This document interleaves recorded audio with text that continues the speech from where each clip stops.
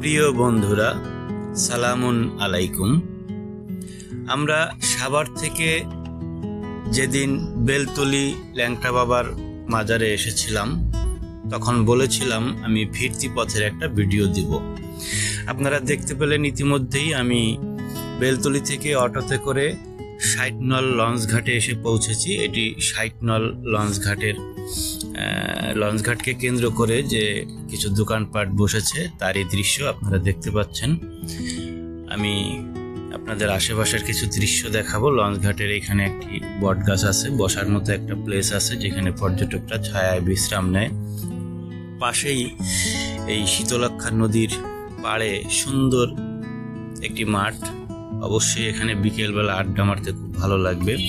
আর এ পাশটায় প্রচুর ক্ষেত খামার রয়েছে, কৃষি পণ্য। এটি একটি মিষ্টি কুমড়ার বাগান বা ক্ষেত, বিশাল বড়।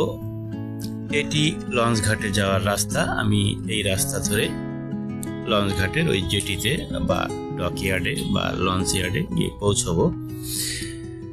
আপনারা সঙ্গেই থাকুন, আমি আপনাদেরকে ডিটেলসে বর্ণনা করব। বেলতলি থেকে আমার এই ৬০ নল লঞ্চ ঘাটে আসতে ৪০ টাকা ভাড়া লেগেছে অটোতে। এখানে এসে আমি হোটেলে সকালবেলা নাস্তা করেছি, আর এখন আমি সহ অসংখ্য যাত্রী অপেক্ষা করছি লঞ্চের জন্যে। আপনারা যে লঞ্চটি দেখতে পাচ্ছেন ছেড়ে যাচ্ছে, এই লঞ্চটি মুন্সিগঞ্জের উদ্দেশ্যে ছেড়ে যাচ্ছে। তার মানে এখান থেকে বিভিন্ন জায়গার লঞ্চ আপনারা পেয়ে যাবেন। আমরা অপেক্ষা করছি লঞ্চের জন্যে। এই লঞ্চ ঘাটটিতে ৬০ নলে অসংখ্য মানুষ প্রতিদিন সকাল থেকে এখান থেকে যাতায়াত করে। এটি একটি চাঁদপুরগামী লঞ্চ, যেটি ঢাকা থেকে এসছে, চাঁদপুর যাবে। দূরে যে লঞ্চটি আপনারা দেখতে পেলেন ওই লঞ্চটি মূলত ঢাকা সদরঘাট যাবে। আমি ওই লঞ্চটিতে উঠব। আমরা অপেক্ষা করছি ওই লঞ্চটি লঞ্চ ঘাটে ভেড়ার জন্য। চাঁদপুরের লঞ্চটি ছেড়ে গেল, এখন আমাদের ঢাকা সদরঘাটগামী লঞ্চটি ভিড়বে। ভেড়ার সাথে সাথেই দেখছেন লঞ্চে আমরা উঠে গেছি। আমি উঠেই সরাসরি ছাদে উঠে গেছি লঞ্চের। আমি আপনাদের ভেতরের ভিউগুলো একটু পরে দেখাবো। লঞ্চের ছাদ থেকে এই যে শীতলক্ষা নদীর অপরূপ দৃশ্য আপনারা আমার সঙ্গে দেখতে পাচ্ছেন প্রিয় ভিউয়ার্স। এটা অত্যন্ত মনোমুগ্ধকর একটি দৃশ্য, যেটি নিজের চোখে না দেখলে আসলে অনুভব করা মানে আপনাদেরকে বোঝাতে পারছি না আমি। তো এটি লঞ্চের ভিতরকার একটি দৃশ্য প্রিয় ভিউয়ার্স। আমি একটু নিচে নেমে এসেছি। আমাদের লঞ্চটা ইতিমধ্যেই ছেড়ে দিয়েছে ঢাকা সদরঘাটের উদ্দেশ্যে। তো লঞ্চে আমার এই ৬০ নল লঞ্চ ঘাট থেকে সদরঘাট পর্যন্ত কত টাকা ভাড়া নিল? ১৮০ টাকা। ৬০ নল থেকে সদরঘাট যাওয়ার জন্য ১৮০ টাকা ভাড়া নিয়েছে। লঞ্চের ভেতরেই টিকিট কাটার ব্যবস্থা, লঞ্চ ঘাটে কোনো টিকিট কাটার ব্যবস্থা ছিল না। লঞ্চে উঠেই টিকিট কাটতে হয়েছে। লঞ্চের একমাত্র দোকান এটি। চায়ের দোকান থেকে শুরু করে মোটামুটি বাচ্চাদের খাবার দাবার সবকিছুই পাওয়া যায়, কিন্তু দাম তো বুঝতেই পারছেন, লঞ্চের ভেতরে এটি একটু বেশি দাম নেয় এই দোকান। আপনারা সামনের একটি ভিউ দেখতে পাচ্ছেন প্রিয় ভিউয়ার্স। অসাধারণ এই শীতলক্ষার স্নিগ্ধ দৃশ্যায়ন। কিছু হাঁসের বাচ্চা নিয়ে উঠেছে একজন যাত্রী লঞ্চে, খুব চমৎকার লাগলো, তাই আপনাদের দেখালাম।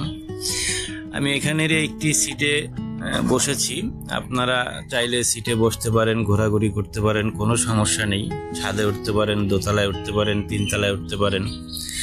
আমি আপনাদের পর্যায়ক্রমে সবই কিছু দৃশ্য দেখাবো। এটি ছাদের একটি কার্নিশে, অর্থাৎ মেশিন ঘরের নিচে কিছু লোক বসে আছে, মুরব্বীরা। এখানে প্রচণ্ড প্রাকৃতিক হাওয়া রয়েছে। আপনারা দেখতে পাচ্ছেন শীতলক্ষার চমৎকার দৃশ্যায়ন।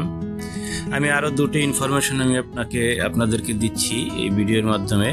৬০ নল থেকে সদরঘাট যাওয়ার সময় এই লঞ্চটি আরও দুটি লঞ্চ ঘাটে দাঁড়ায়। যার একটির নাম কাঠপট্টি আর একটির নাম এখন আমার স্মরণ নেই। তবে ঘাবড়ানোর কোনো কারণ নেই, কারণ দুটি লঞ্চ ঘাটে খুব বেশি না 3 থেকে 5 মিনিটের মতো লেট করে লঞ্চ, অর্থাৎ যাত্রী নামা এবং ওঠায় যতটুকু সময় লাগে এই সময়টুকুই ওই লঞ্চ ঘাট দুটোতে লঞ্চটি দাঁড়িয়েছিল। এরপরে আবার ঢাকা সদরঘাটের উদ্দেশ্যে রওনা হয়। তো প্রিয় ভিউয়ার্স, ভালো থাকবেন। আমি আবার একটু পরে আপনাদের কিছু বলবো যখন সদরঘাটের কাছাকাছি চলে আসব, তখন আপনারা দেখতে থাকুন লঞ্চের ভেতর এবং বাইরের দৃশ্য। শীতলক্ষ্যা নদী দিয়ে কিভাবে লঞ্চে 60 নল থেকে আমি সদরঘাটে এলাম সেই দৃশ্যগুলো।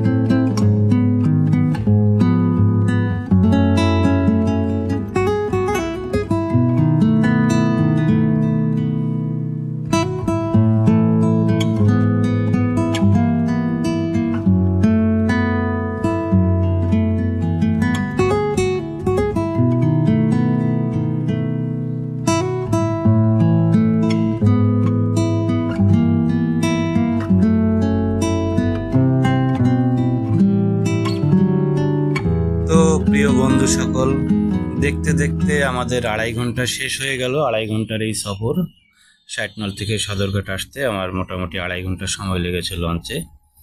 এটি সদরঘাটে আমরা নামছি, এই গ্রিন ওয়াটার লঞ্চে আমরা এসছি। আমি আপনাদের সদরঘাটের কিছু দৃশ্য দেখাচ্ছি। আমরা এখন নেমে আমাদের একেবারে কর্নারের একটি জেট্রি ঘাটে নামিয়ে দিয়েছে। এই কর্নার থেকে আমরা এই পথ দিয়ে, মানে লাস্টের এটার শেষে, অর্থাৎ এটা হচ্ছে বাবুবাজারের ব্রিজের দিকের শেষের ঘাটটি, যেটি দিয়ে আমরা বের হচ্ছি। এখান থেকে বেরিয়ে সোজা বেরিয়ে একেবারে এক রাস্তা দিয়ে বাংলা বাজারের ভেতর দিয়ে জগন্নাথ ভার্সিটির সামনে গিয়ে সেখান থেকে আমি বাস ধরেছি সাভারের। ধন্যবাদ।